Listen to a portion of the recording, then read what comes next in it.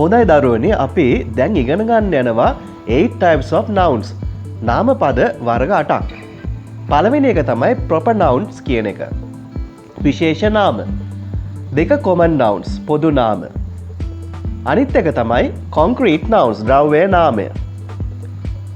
abstract nouns භාව නාම. countable nouns ගණන් කළ හැකි නාම. ඒ වගේම දරුවනේ uncountable nouns ගණන් කළ නොහැකි නාම. collective nouns සමූහ වාචී නාම. 8 සමයි compound nouns. ඉතින් දරුවනේ මේ වගේ ඉංග්‍රීසි මාධ්‍යයේ proper nouns කාණ්ඩ 10කට බෙදෙනවා. ඉතින් මම ඒක ඔයගලන්ට කියලා දෙන්නවා දැන්.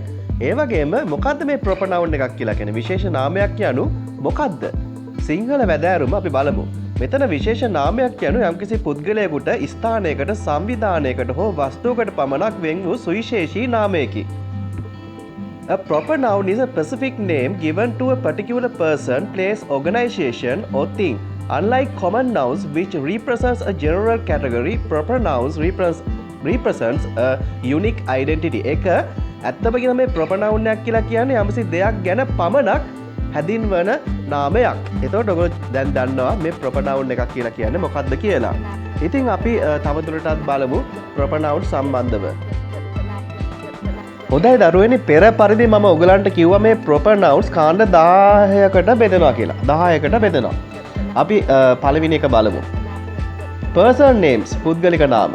කමල් කියන්නේ proper noun එකක් එහෙනම්. Geographical names අපි බලමු භූගෝලීය නාම. ශ්‍රී ලංකා කියන්නේ proper noun එකක්.